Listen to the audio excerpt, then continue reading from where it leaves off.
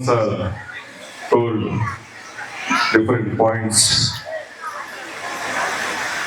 So every student is afraid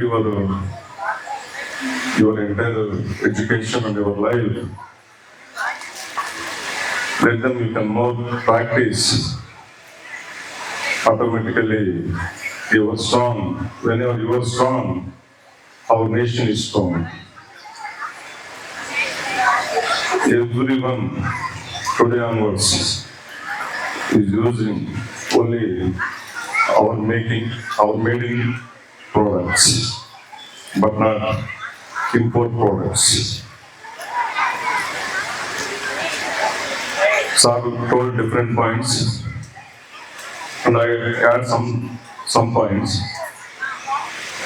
In USA is the worldwide is the first place of economy. The population is very less population, nearly for 48 billions. But our Indian population is 150.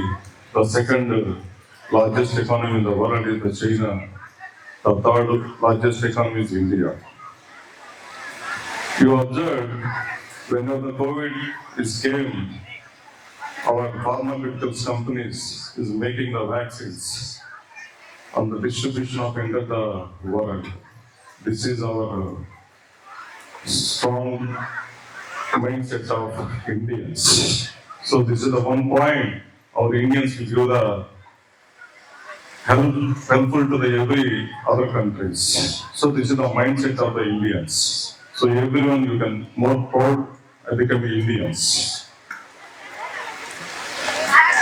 The population of the US is very less, but the world economy is more strong. Why?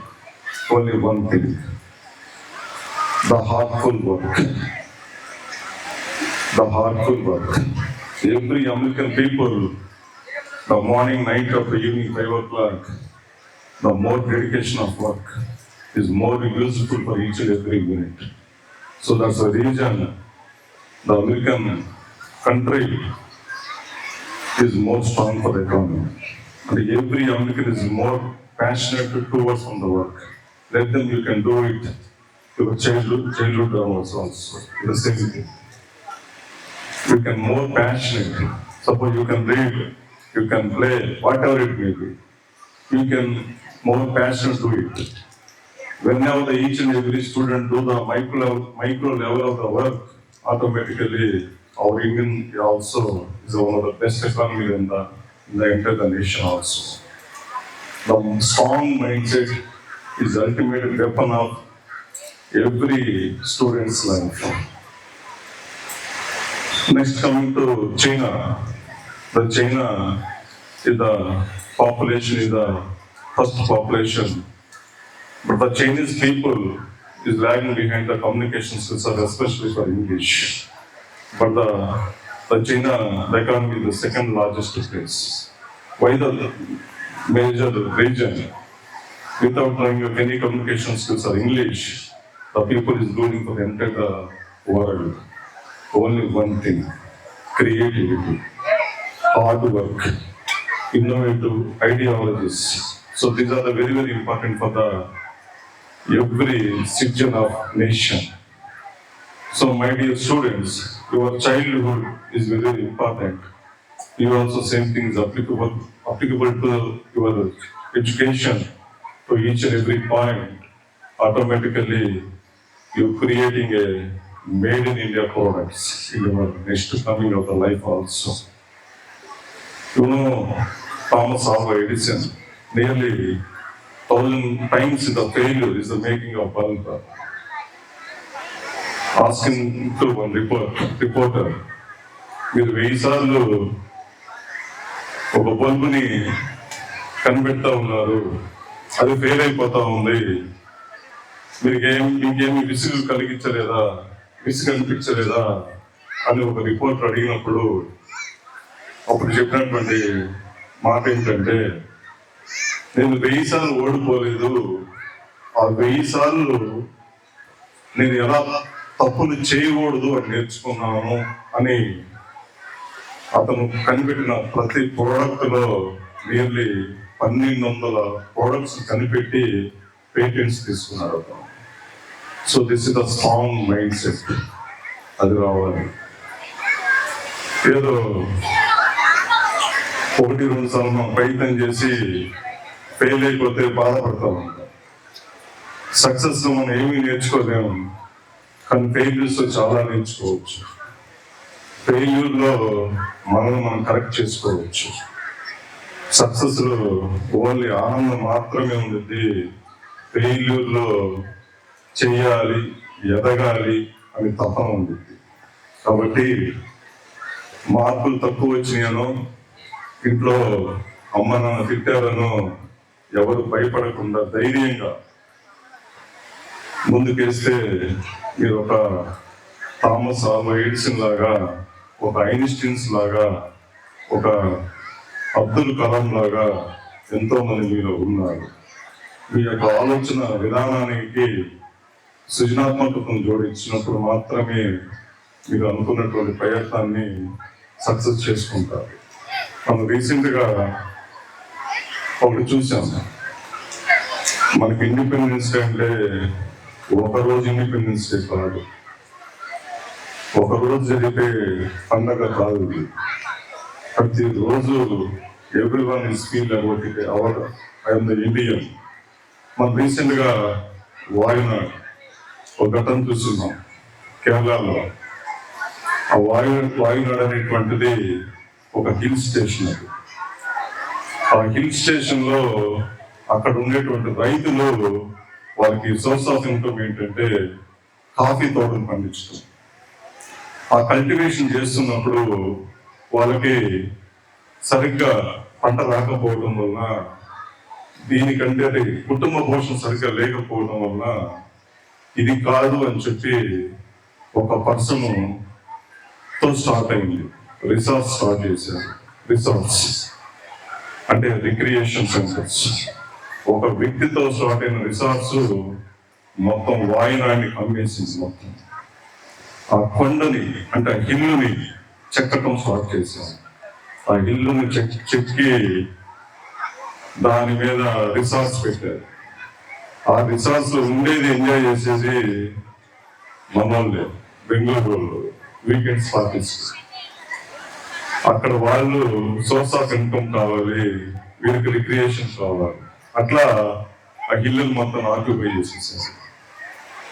ఎప్పుడైతే నేచర్ని మనం love చేయమో, nature కన్నులు చేస్తే ఎట్లా ఉండిద్ది అనే ఎగ్జాంపులే 3000 మందిని nature పక్కన పెట్టుకుంది. ఒకరు ఇద్దరు 100 మంది చేసిన తప్పిదం వలన రాత్రికి రాత్రే వాయునాడు కనుమరుగైపోయింది. కాబట్టి నేను ఎందుకు చెప్పాల్సి వచ్చిందంటే, నేచర్ని లవ్ చేయండి. ఎవరైతే నేచర్ని బాగా ప్రేమిస్తారో వాళ్ళు చాలా ఆనందంగా ఉంటారు. మన స్వతంత్రమైన జీవితాల కోసం నెక్స్ట్ ఫ్యూచర్ జనరేషన్ పని చేయడం అనేది కరెక్ట్ కాదు. కాబట్టి ప్రతి ఒక్క స్టూడెంట్ నేచర్ని లవ్ చేయాలి. మీ వంతు సహాయంగా ఒక మొక్కను నాటాలి. అదేవిధంగా నీటిని ఆదా చేయాలి. ఆ విధంగా చేసుకుంటేనే మనం మనుగడ సాధించడానికి అవకాశం ఉంది. ఆ వాయునాడులో అప్పుడు ఆర్మీ వాళ్ళు దిగారు.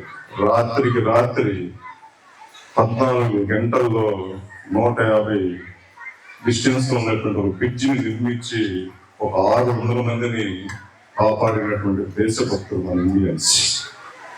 అంటే ఒక యుద్ధం వచ్చినప్పుడు, ఒక సిచ్యువేషన్ జరిగినప్పుడు మనకు ఆర్మీ పీపుల్ గుర్తు రావడం కాదు. ఆ ఆర్మీకి ఉండేటువంటి భావాలు, ఆ సోల్జర్స్ ఉండేటువంటి భావాలు మీ అందరిలో ఉండాలి. అందరిలో ఉండాలి అంటే ఆ చైల్డిష్ నుంచే మీరు దాన్ని డెవలప్ చేసుకోవాలి. ఎదుటి వారికి సహాయం చేయాలి. సార్ చెప్పారు, ఎక్కువ మంది ఫ్రెండ్స్ ఉంటే వాళ్ళ జీవితంలో సక్సెస్ అయినట్టు. కాబట్టి ఫ్రెండ్స్ మనకి రావాలి అంటే ఎదుటి వారిని సహాయం చేయటం మనం నేర్చుకోవాలి. మనం ఏమి ఇచ్చామన్నది కాదు, మనం ఏమి మనకి ఏమి ఇచ్చారన్నది కాకుండా మన వంతుగా మనం ఏం సహాయం చేయాలి, ఏం చేస్తున్నాం అనేటువంటి భావన, సంకల్పం మీ మైండ్ లో రాగలిగితే మీరు ఒక లీడర్స్కి ఎదగడానికి అవకాశం ఉంది. ఎప్పుడు మనకి వచ్చినా రాకపోయినా ఇవ్వటం అనేది ఒక గొప్ప వరం. కాబట్టి మీరందరూ కూడా మీ వంతుగా ఎలాంటి సిచ్యువేషన్ ఉన్నా అందరికి సహాయం చేసుకుంటూ వెళితే మీరు ఒక స్ట్రాంగ్ మైండెడ్ పీపుల్ గా తయారవడానికి అవకాశం ఉంది.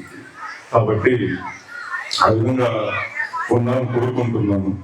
అదేవిధంగా మనం ఇప్పుడు ఒక రీసెంట్ గా పోస్ట్ చూసాను.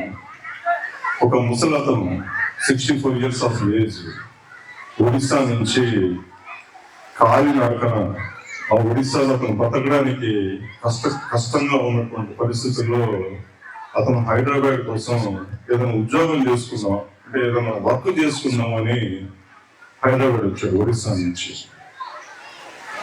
త్రూ ట్రైన్ బస్సు వచ్చాడు. అతను వచ్చిన తర్వాత అతనికి ఉన్నటువంటి వయసుకి 64 సంవత్సరాల వయసుకి హైదరాబాద్ లో అతను ఏ పనికి అతను తీసుకోలేదు. 64 సంవత్సరాల వయసు ఉంది, నువ్వు చేయలేవు, అందుకని అతనికి ఏం వర్క్ ఇవ్వలేదు. అదేవిధంగా ఏ ఉద్యోగాలు అతనికి కల్పించలేదు. కూలి చేస్తున్న పర్సన్. అప్పుడు అతను 11 రోజుల్లో హైదరాబాద్ నుంచి ఒరిస్సాకి నడుచుకుంటా పోయాడు. ఎవరిని ఒక్క రూపాయి కూడా అడగకుండా. అది ఆత్మాభిమానం. ఆత్మాభిమానం. చూడండి, 64 years ఆఫ్ ఏజ్ ఉన్న పర్సన్ హైదరాబాద్ నుంచి ఒక 600 కిలోమీటర్లు 11 రోజుల పాటు ఒరిస్సా నడుచుకుని పోయాడంటే ఎంత ఆత్మాభిమానంలో కలవాడో చూడండి. అంటే నేను ఎందుకు చెప్తున్నానంటే ఇది సెల్ఫ్ రెస్పెక్ట్. అది డెవలప్ చేసుకోండి. ఫస్ట్ మిమ్మల్ని మీరు ప్రేమించుకోవడం అలవాటు చేసుకోండి. ఎప్పుడైతే మిమ్మల్ని మీరు ప్రేమించుకోవడం, మిమ్మల్ని మీరు ఇష్టపడడం నేర్చుకుంటారో పక్కన వాళ్ళు ఇష్టపడడం మీరు నేర్చుకుంటారు. అంతేగాని చిన్న చిన్న పొరపాట్లకు, తప్పిదాలకు ఎవరు కూడా దిగులు పడకుండా ముందుకెళ్ళాలని నేను ఈ సంఘటన ద్వారా మీ అందరికి తెలియపరుస్తున్నాను. కాబట్టి ప్రతి ఒక్కరూ మంచిగా చదువుకొని ఒక నూతన ఆవిష్కరణను మీరు కనుక్కోవాలని కోరుకుంటున్నాను. అంటే సైంటిస్ట్ అందరూ కామన్ కాదు. ఎక్కడ ఫెయిల్యూర్ ఉందో ఆ ఫెయిల్యూర్ ని కొంత మనము మ్యాచ్ చేసుకొని వర్క్ చేస్తే అదే సక్సెస్. కొత్తగా సక్సెస్ చేయడం అంటే చాలా కష్టం. కానీ ఒక ఫెయిల్యూర్ కాన్సెప్ట్ తీసుకొని ఆ ఫెయిల్యూర్ కాన్సెప్ట్ ని కరెక్ట్ చేసుకుంటూ ముందుకెళ్తే అదే సక్సెస్. కాబట్టి అందరూ కూడా ప్రతి ఒక్క స్టూడెంట్ ఈ రోజు నుంచి ఆ విధంగా మీ ఆలోచన విధానం ఉండాలని కోరుకుంటున్నాను. అదేవిధంగా మన యొక్క సార్ చెప్పినట్టు స్వదేశీ వస్తువులు వాడాలని. ఎందుకంటే మనం చూస్తున్నాం, సార్ చెప్తున్నాం ఆల్రెడీ. ఈరోజు మనము మన యొక్క rupee value 83 rupees dollars, USA dollars.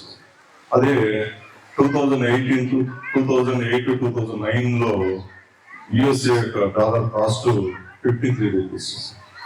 53 rupees నుంచి ఆల్మోస్ట్ 83 రూపీస్ పెరిగింది. అంటే ఈ పాస్ట్ 15 to 16 years లో ఇన్ఫ్లేషన్ అంటే వస్తువుల యొక్క వాడకం వినియోగం పెరిగినప్పుడు, ఆ ప్రొడక్షన్ కనుక సరిగ్గా లేనప్పుడు, దాని యొక్క ధరలు పెరిగినప్పుడు వచ్చేదే inflation. Demand and supply, economics concept. కాబట్టి మీకు ఏ ప్రోడక్ట్స్ అవసరమో వాటిని ఉపయోగించండి, ఏ అయితే అవసరమో వాటిని తీసుకోవద్దు. ఈరోజు చూస్తే మీరు అందరం కార్లు చూస్తున్నారు. ఒక హుండాయ్ కంపెనీ జపాన్, ఒక టొయోటా జపాన్, అదేవిధంగా ఒక Maruti Suzuki other than India company, Honda, అన్ని all 4 wheelers companies except Tata మన ప్రోడక్ట్. మిగతా all cars from out station of India. కానీ అవన్నీ మనం వాడుతున్నాం, డబ్బులని వాళ్ళకెళ్తున్నాయి. మనమే ఎందుకు ఆ విధంగా మంచి కంపెనీ మేకింగ్ చేయకూడదు? ఆలోచించండి. కాబట్టి ప్రతి ఒక్క స్టూడెంట్ కూడా మీ యొక్క ఫ్యూచర్ భవిష్యత్తులో ఒక నూతన ఆవిష్కరణతో మీరు వర్క్ చేసినప్పుడు మాత్రమే అది సాధ్యపడుతుంది. ఆ విధంగా ఉండాలని కోరుకుంటున్నాను.